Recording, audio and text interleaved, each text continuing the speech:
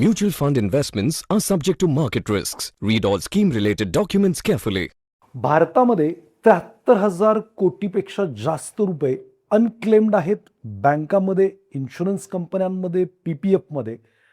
तर त्यामधले तुमच्या वडिलांचे, तुमच्या आजोबांचे काही पैसे आहेत का, हे तुम्हाला माहीत करून घ्यायचं आहे का?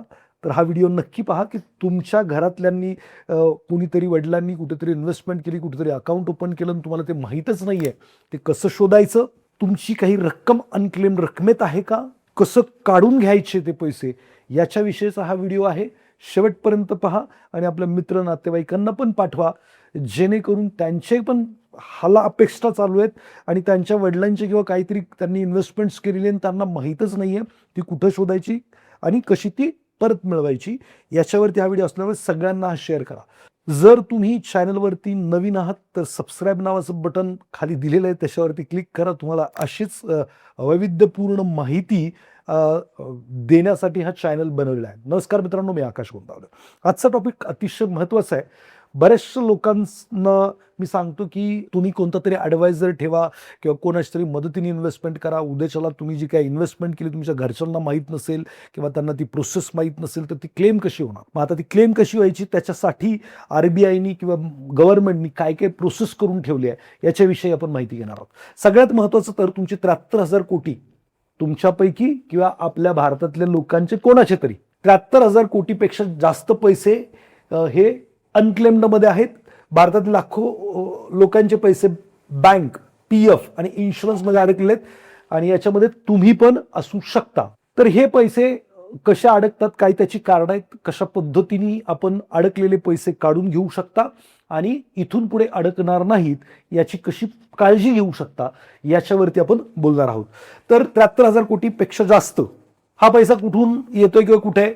बँक खाती 10 वर्ष इनॅक्टिव्ह राहिलं की सेव्हिंग किंवा करंट अकाउंट असेल तर ते बंद केलं जातं. फक्त SBI कडे जे अनक्लेम जे पैसे आहेत त्यांच्याकडे 17,000 कोटी रुपये आहेत. म्हणजे तिकडे कोणी क्लेम करायला आले नाही. सेव्हिंग अकाउंट उघडलं, करंट अकाउंट उघडलं, त्याच्यावर ट्रान्झॅक्शन नाही झालं, काही कारणाने दुसऱ्या ठिकाणी गेले, ते 1,000, 2,000, 500 त्याचे सुद्धा पैसे वाढलेले आहेत. तर ते व्याजासह तो आकडा आहे. PF खाती नोकरी बदलल्यावर ट्रान्सफर न केलेली, नोकरी बदलली, लाख रुपये होते, 50,000 रुपये, ते लक्षच नाही दिलं, विसरून गेले कामाच्या राड्यात आणि पुढे ते हयात नाही आहेत, अशी खूप सारी खाती आहेत. तर प्रोव्हिडंट फंड अकाउंट जे कोट्यावधी रुपये डॉर्मेंटमध्ये पडलेले आहेत आणि त्याला कोणीही क्लेम करत नाही. आणि तिसरं म्हणजे इन्शुरन्स पॉलिसीज, क्लेम न केलेल्या लाईफ इन्शुरन्स पॉलिसीज 21,000 ते 22,000 कोटी इन्शुरन्स कंपनीजकडे पडले आहेत. 22-24चा आकडा आहे, 2022-2024चा. हा पैसा सरकारचा नाही आहे, हा पैसा तुमचा, आमचा, आपल्यापैकी लोकांचा आहे ज्यांनी हे क्लेम केलेले नाहीत म्हणून हे पैसे पडलेले आहेत आणि कदाचित त्यांची फॅमिली खूप त्रासात दिवस काढते आणि त्यांना माहीतच नाही आहे. सो आपण या व्हिडिओच्या माध्यमातून हे सगळं जाणून घेणार आहे. किती पैसा अडकलेला आहे?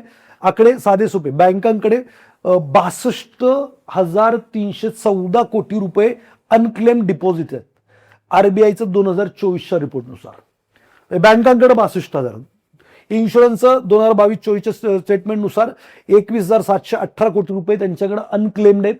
मॅच्युरिटी झाली, नॉमिनी नाही आहे किंवा कोणीच क्लेम करायला येत नाही, द्यायचे कोणाला, असा प्रश्न आहे. तर ते कसं शोधायचं याच्यावरती आपण येणार आहे. आपले असतील तर आपण पण ते पाहू शकता. तर 2022-24चा आकडा आहे 33 lakh plus dormant account settle झालेत मागच्या 3 वर्षामध्ये. आणि हे 33 लाख प्लस डॉर्मेंट अकाउंट जे सेटल झालेत त्याच्यामुळं हा 73,000 करोडचा आकडा आहे. तर हा आकडा लाख, 1.25 कोटीकडे पण असू शकला असता. तर याच्यामध्ये उद्गम पोर्टलवरती रजिस्टर लोक जे आहेत ते 18 लाख आहेत आणि तुम्ही पण या उद्गम पोर्टलवरती रजिस्टर होऊन तुमचे पैसे शोधू शकता. दरवर्षी आकडा वाढतोय. 2021मध्ये हाच आकडा 31,000 करोड होता, तो आता 62,000 कोटी झालेला, जो वरती मी तुम्हाला दाखवलाय बँकांचा आकडा. म्हणजे 3 वर्षात हे दुप्पट पैसे झालेले आहेत. त्याला क्लेम करायला कोणीही आलेलं नाही आहे. बँकेत पैसा कसा अडकतो? खातं उघडलं जातं, व्यक्ती सेव्हिंग अकाउंट उघडतो, करंट अकाउंट उघडतो, काहीतरी करतो, खातं इनॅक्टिव्ह राहतं. पुढे 10 वर्ष त्यानंतर त्याच्यावर कुठलाही व्यवहार नाही झाला तर ते बंद केलं जातं. RBI डॉर्मेंटमध्ये फंडमध्ये ट्रान्सफर करून टाकतं, बँक पैसे RBI कडे पाठवून देतं, विषय संपला. म्हणजे तिसरी स्टेप होते. चौथी, तुम्ही क्लेम करत नाही, पैसा तसाच पडून राहतो आणि त्याचा तुम्हालाही फायदा नाही आणि दुसरं कोणीही त्याचा फायदा घेऊन येत नाहीये. रिअल फॅक्ट, SBIने एकट्याने मागच्या काही दिवसांमध्ये 16 लाख अकाउंट जे आहेत त्यांचे पैसे परत केलेत आणि तो आकडा आहे साधारणपणे 4,000 कोटीचा. 4,000 कोटी जेव्हा लोकांनी क्लेम केले तेव्हा त्यांना देण्यात आलेले आहेत आणि मग आपले पण पैसे असतील तर ते आपण क्लेम करून काढून घेऊ शकतो. इन्शुरन्समध्ये अडकलेला पैसा का अडकलाय? नॉमिनीच नाहीये. पॉलिसी घेतात, नॉमिनी नाव टाकलंच नाही, जुन्या काळात चालत होतं आणि मृत्यूनंतर कोणालाही क्लेम करायचं माहीत नाही. नॉमिनी नाही तर हे आलेच नाहीत कोण इन्शुरन्स कंपनीज पुढे. त्यावेळेला माहिती नाही, पॉलिसी घेतली घरच्यांना सांगितलंच नाही, माणसाचं हयात नाहीये आणि माहीत नाही तर मग फॅमिली पण कुठं जाणार ना. पॉलिसी पेपर कुठे आहेत हे पण कोणाला माहीत नाही. पॉलिसी पेपर हरवला, शिफ्टिंग करताना गहाळ झाला, काही झालं आणि मग ते कुठं गेलं म्हणून ते राहून गेलं, ते राहूनच गेलं. मॅच्युरिटी नंतर क्लेम नाही, पॉलिसी मॅच्युअर झाली पण पैसे घेतले नाहीत, इन्शुरन्स पॉलिसीकडे पैसे तसेच पडून राहतात आणि मग हे असे पैसे वाढत जाऊन साधारणपणे तो आकडा 73,000 कोटी आणि अबाव झाला. 2022-24च्या दरम्यान इन्शुरन्स कंपनीजकडे 21,718 कोटी अनक्लेम्ड होते.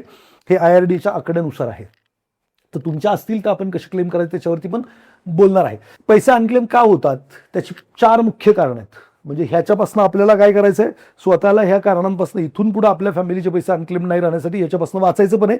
आणि अवेअरनेस, लोकांना माहीतच नाही की त्यांचे पैसे कुठं पडलेले आहेत. माहीत नसल्यावर क्लेम कुठं करणार. दुसरं, डॉक्युमेंट हरवलंय, जुनं passbook, policy paper, PF slip सगळं कुठं तरी हरवलंय किंवा लक्षात नाही, कुठं कचऱ्यात गेलंय, वॉटेवर जे काय भानगडी.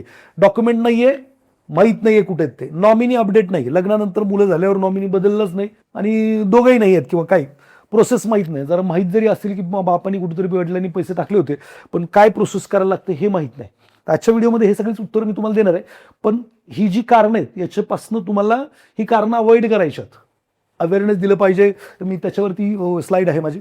प्रॉब्लेम पैसे नाही आहेत, प्रॉब्लेम माहितीची नाही. एकदा प्रोसेस कळाली की पैसे मिळून जातील. त्याच्यातल्या काही घटना ज्या माझ्या ऐकिवात किंवा माहितीतल्या आहेत. माझ्या वडिलांनी, त्या व्यक्तीचं असं होतं की माझ्या वडिलांनी 1998 साली LIC पॉलिसी घेतली होती. गेल्यावर आम्हाला माहीतच नव्हतं. 2023 उद्गम पोर्टलवर शोधलं तर 4,20,000 रुपये मिळाले. हे पुण्यातलं एक कुटुंब आहे. म्हणजे सांगायचा मुद्दा काही, शोधलं तर मिळतंय आणि पैसे खात्यावर येत आहेत. पण तुमचे कोणाचे आहेत का, कसं करायचं त्याच्यावरती बोलतोच आहे मी.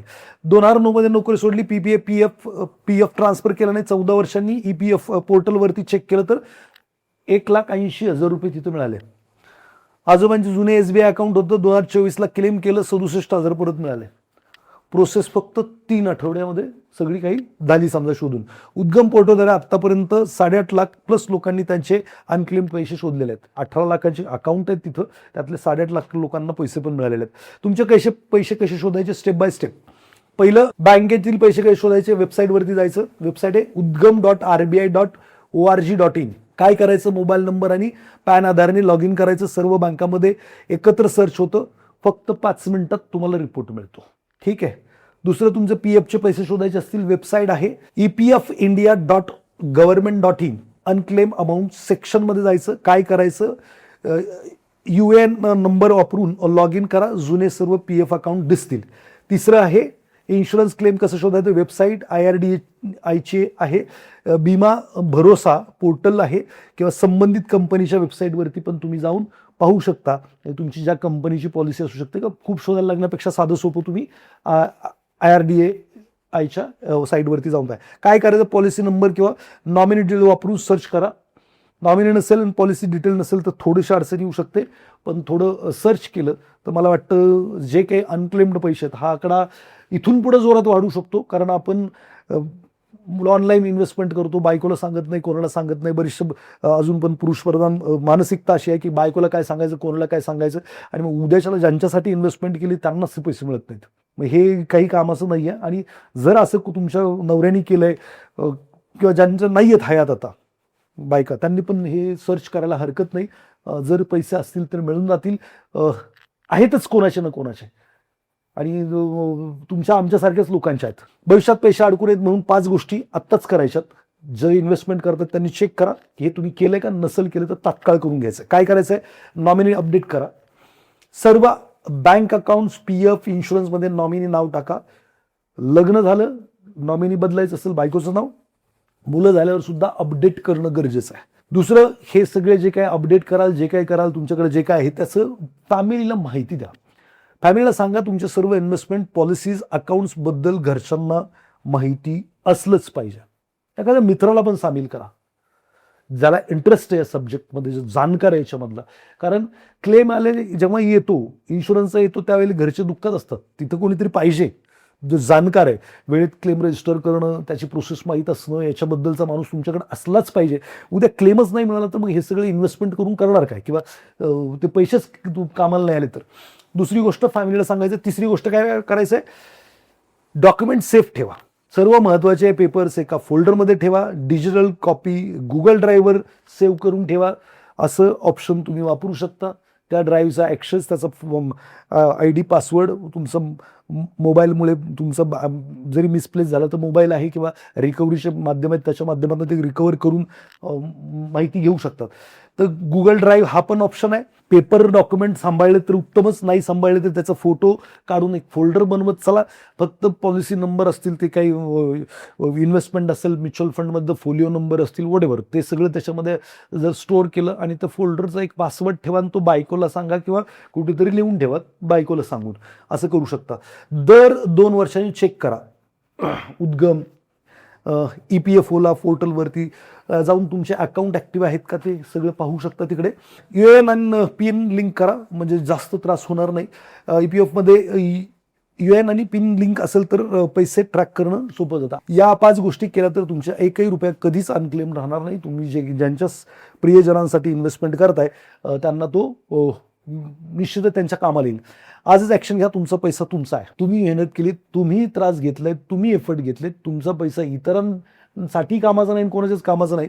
तर हे जे काही ॲक्शन सांगितलं ते आजच घ्या. दुसरं, तुमच्या वडिलांनी किंवा तुमच्या आजोबांनी काही केलं असेल तर बघा, 73,000+ कोटी अनक्लेम. भारतात अनक्लेम फायनान्शियल ॲसेट्स, बँका, इन्शुरन्स, PPF मिळून 2026 मध्ये ही आकडा आहे. आजच चेक करा. उद्गम RBI.G मी तुम्हाला साईट सांगेन. 5 मिनिटं तुमचे पैसे वाट पाहत आहेत, तुमचे पैसे वाट बघतात, 5 मिनिटं तिथं घालवा.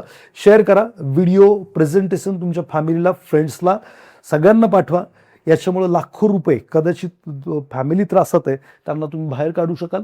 हा व्हिडिओ जास्तीत जास्त लोकांपर्यंत पोहोचला तर जास्तीत जास्त लोक याचं बेनिफिट घेऊ शकतात.